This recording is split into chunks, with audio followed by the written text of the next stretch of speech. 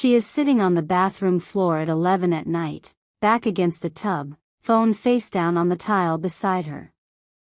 She has read the message 4 times. She has not answered it. Not because she doesn't know what to say, but because she knows exactly what will happen the moment she does. Downstairs, she can hear him pacing. Not shouting yet. Just pacing. That's how it always starts now. The silence before he decides how angry he's allowed to be. She is still wearing her wedding ring. She still made his dinner 3 hours ago, set the table the way he likes it, put his plate in the microwave when he didn't come to eat. Somewhere in the last 11 years, she stopped asking why she does this. She just does it. Her name is Karen Hart. And by every measure that matters to the people who love her, she is not living, she is managing. Managing his moods. Managing his questions. Managing the version of herself that keeps this house from feeling like a war zone every single night. This is a story about a marriage that looked, from the outside, like devotion. A husband who called 4 times a day because he just wanted to hear her voice. A husband who remembered every anniversary, every small detail, every time she felt unseen by anyone else in her life. And underneath every one of those gestures, a fear so old and so deep that it would eventually cost her almost everything she had left of herself.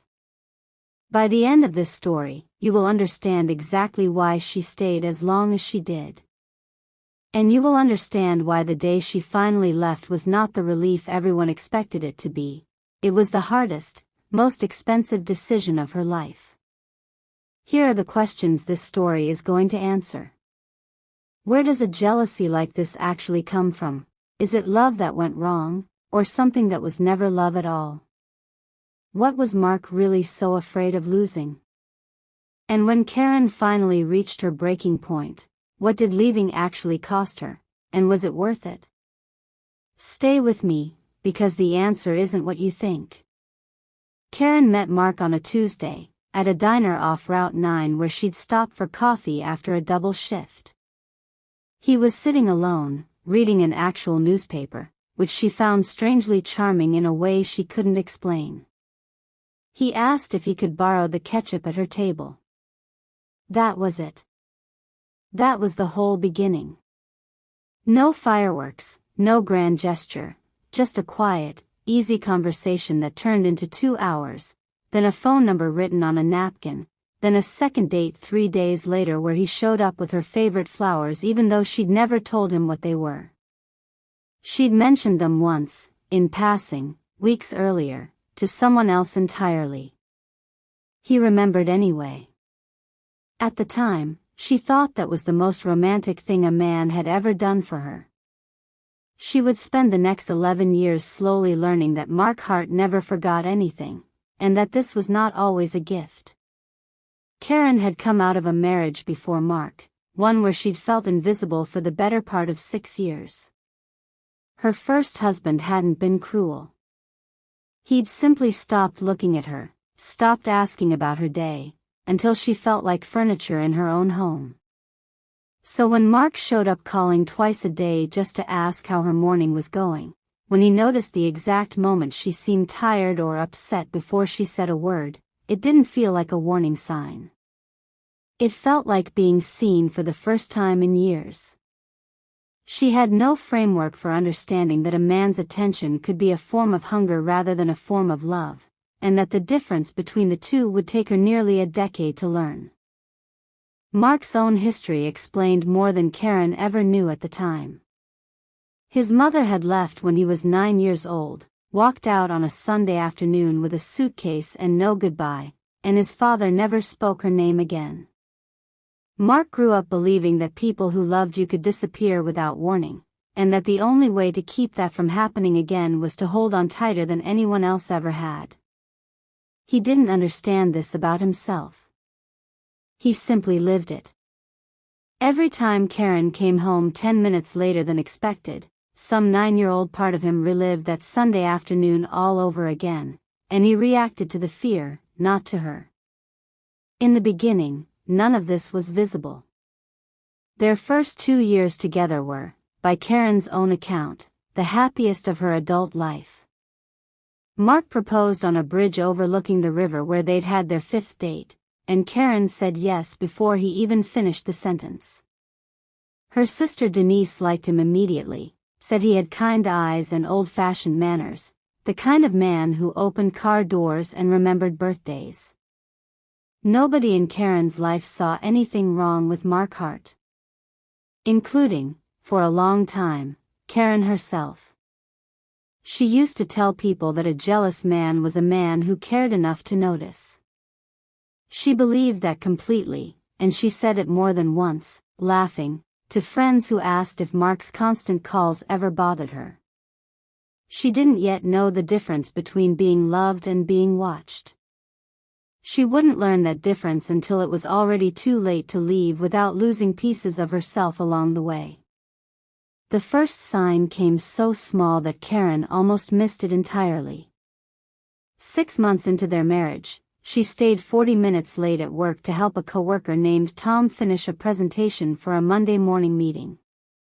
Nothing about it was unusual. She worked in an office where people helped each other, where staying late was as ordinary as making coffee.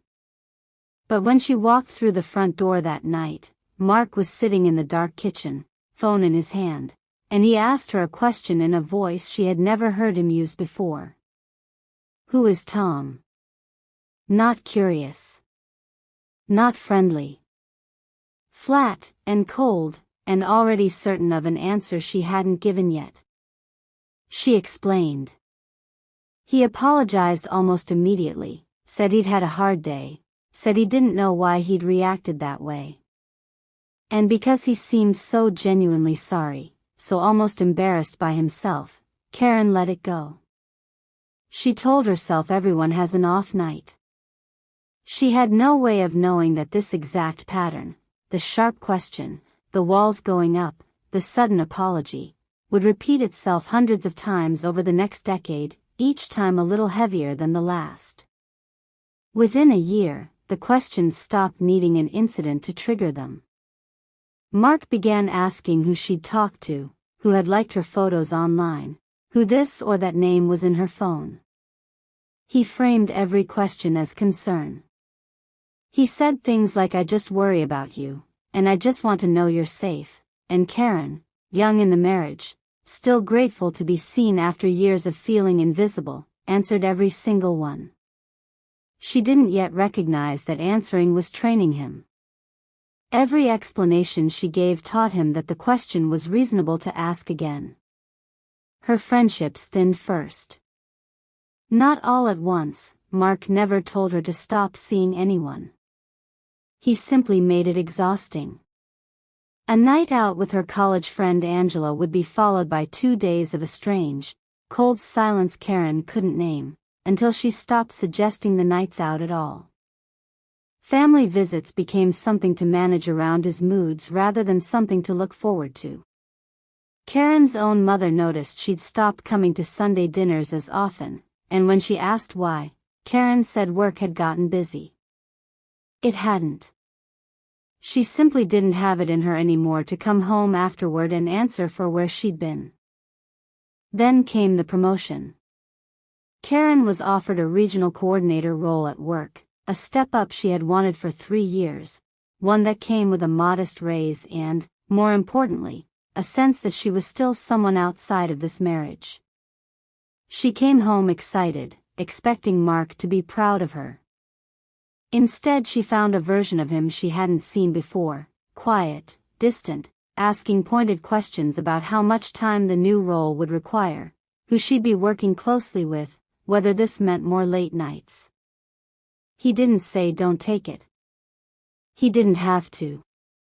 He made the acceptance of her own success feel like a threat to their marriage, and by the end of that conversation, Karen found herself reassuring him instead of celebrating. The night everything shifted for her happened on an ordinary Thursday.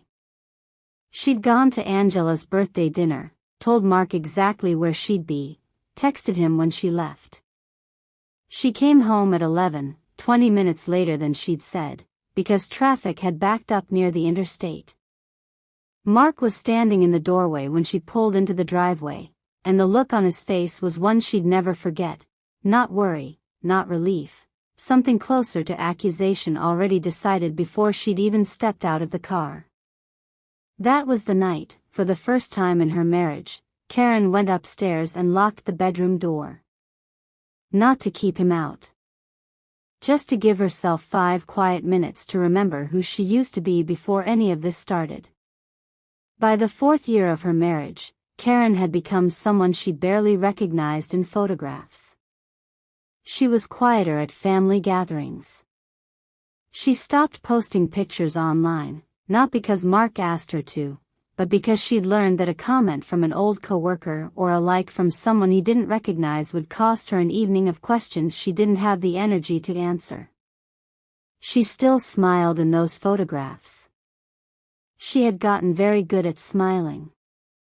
But her sister Denise would later say that somewhere around that time, Karen's eyes stopped matching her mouth. She stopped going out with Angela almost entirely. Not through any single decision, but through 100 small ones. A girls' night that would mean coming home to silence, a happy hour that would mean explaining herself at midnight instead of just going to sleep. Angela noticed. She texted less, called less, eventually stopped inviting Karen to things altogether, telling a mutual friend that she felt like she was watching Karen disappear one excuse at a time and didn't know how to reach her anymore. Karen didn't blame her for pulling away. She barely had it in her to blame anyone for anything by that point. She was spending all her energy managing Mark's moods and had none left over to maintain the friendships his moods had slowly priced her out of.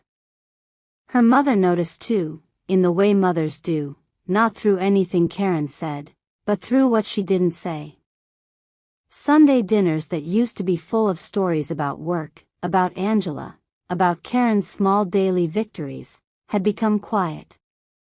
Karen would answer questions but rarely offer anything unprompted, and when her mother asked if everything was all right, Karen always said yes a beat too quickly.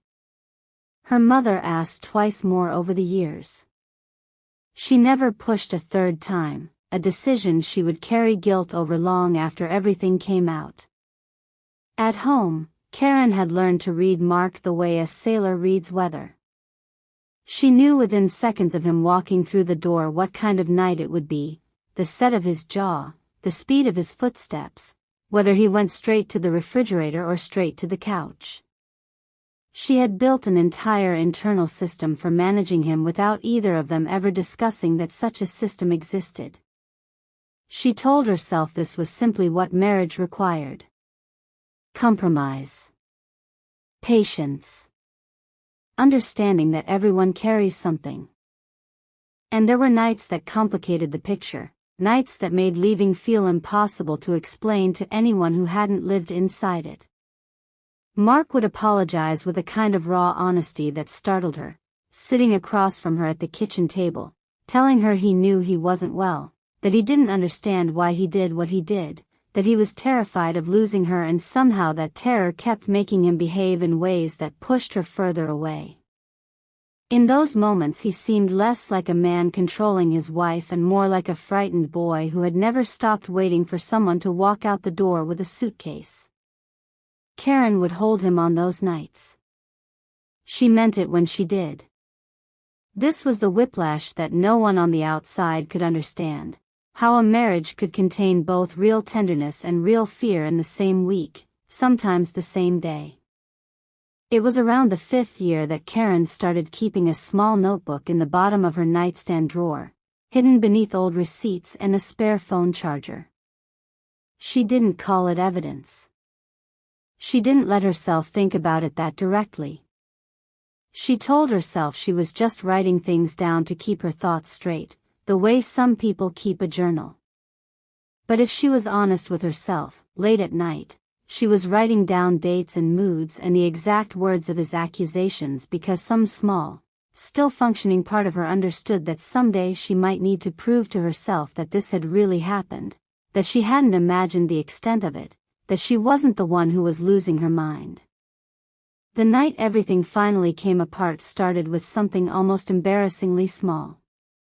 Karen's phone had died at work, and she'd borrowed a charger from a new coordinator on her team, a man named David who she'd spoken to maybe 4 times total. Mark saw the name in a missed call notification when he used her phone to check the time, and by the time she walked through the door that evening, he had already built an entire story in his head, one with no relationship to anything that had actually happened. What followed was not like the arguments before it. Mark's voice rose in a way she hadn't heard in years, and for the first time, Karen felt something shift in herself instead of the usual instinct to soothe him. She asked him, flatly, why a missed call from a coworker felt like betrayal to him. And instead of the usual apology, instead of the frightened boy version of Mark she'd learned to comfort, something in him cracked open in a different direction entirely. He told her the truth he had never once said out loud in 11 years of marriage. He told her about the Sunday his mother left. Not the version she already half knew, that his mother had walked out when he was 9, but the specific, unbearable detail he'd never shared with anyone. That his mother had told him, that very morning, that she loved him more than anything in the world. That she'd made him breakfast and kissed his forehead and told him to have a good day at school, and by the time he came home, her side of the closet was empty and his father was sitting in the dark not saying a word. Mark had spent 35 years believing that the people who told you they loved you the most were the ones capable of disappearing without warning. Every question he had ever asked Karen, every accusation, every cold silence, it had never really been about her. It had been about a 9-year-old boy who never got to ask his mother why, and who had spent his entire adult life trying to make sure it could never happen to him again by controlling every variable that might take someone away. For a moment, Karen felt something break open in her too, not anger, but a kind of grief for the boy Mark used to be, and an understanding, finally, of where all of this had come from. She had spent years wondering what she was doing wrong, what she could fix, what version of herself might finally be reassuring enough to make the question stop. And here, at last, was the answer. None of it had ever been fixable by her, because none of it had ever truly been about her at all. But understanding where his fear came from did not undo 11 years of living inside it. That was the second, quieter revelation of that night. One Karen arrived at alone, hours later, staring at the ceiling while Mark finally slept beside her, emptied out from the confession he'd never planned to make. She realized that compassion for where someone's pain began does not obligate you to keep absorbing what that pain has cost you. She could understand Mark completely, forgive the boy he had been, and still recognize that the man she had married had spent a decade making her smaller in the name of a wound that was never hers to heal. Karen did not leave the next morning. She did not leave that week, or even that month. Understanding where Mark's fear came from had given her clarity, but clarity is not the same thing as courage, and it took her nearly a year after that conversation to build the second thing out of the first. She started seeing a counselor on Tuesday afternoons, telling Mark it was for stress at work, and for months she used those sessions to simply say out loud, to someone outside the marriage, the things she had never once said to anyone, including herself. The counselor asked her a question early on that Karen would return to again and again in the months that followed. She asked whether Karen could name one part of her life, just one, that still belonged entirely to her and not to the management of someone else's fear. Karen sat with that question for a long time before admitting she couldn't. The decision, when it finally came, wasn't dramatic. There was no final blow-up, no slammed door, no single unforgivable night. Karen simply woke up one Saturday, looked at Mark still asleep beside her, and understood with a calm she hadn't expected that she was going to leave, not out of hatred, and not even entirely out of anger, but out of a quiet certainty that she could not spend the second half of her life the way she had spent the first half of this marriage. The cost was real, and it was immediate. Mark did not respond with the rage she'd half expected. He responded with a devastation that was, in its own way, harder to walk through. He begged her to stay, told her he would do anything, get real help this time, be different. Some of that begging came from real love. Karen never doubted that, even at the end.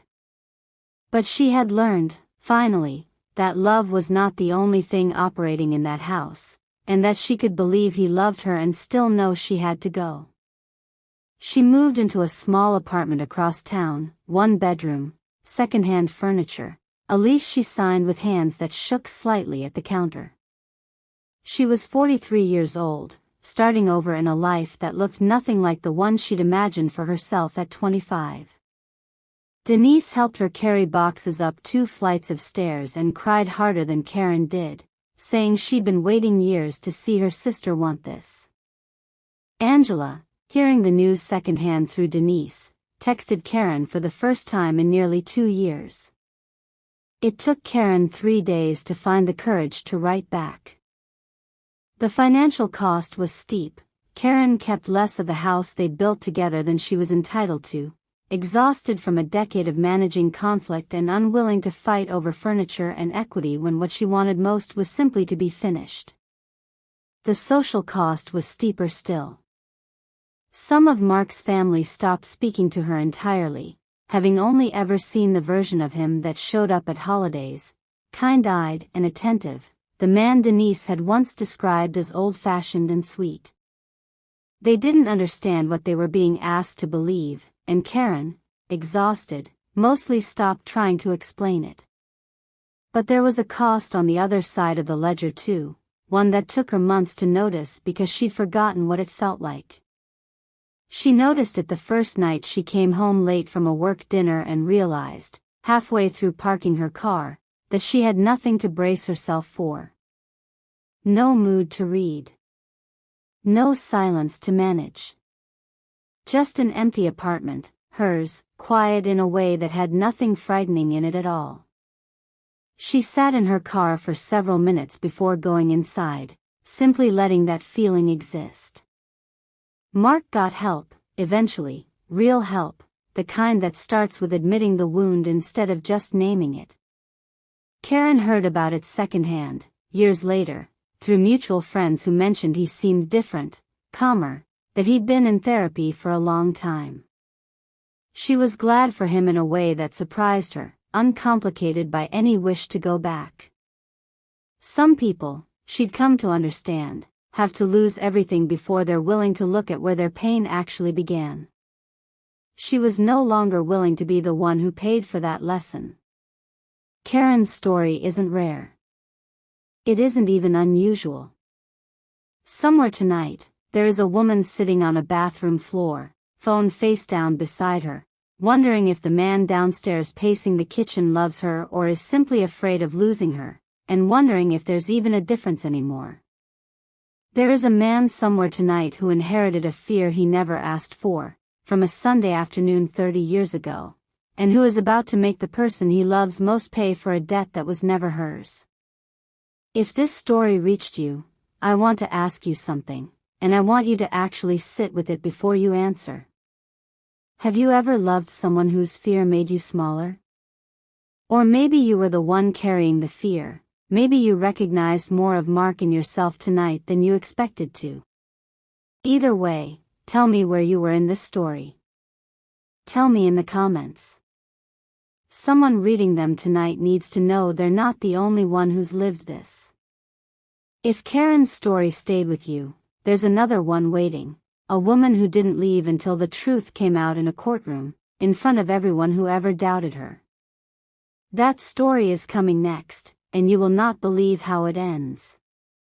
If you want more real stories like this one, the ones nobody talks about at dinner tables, the ones that explain why people stay far longer than anyone on the outside can understand, subscribe, like and comment where you're watching from and I'll keep bringing them to you.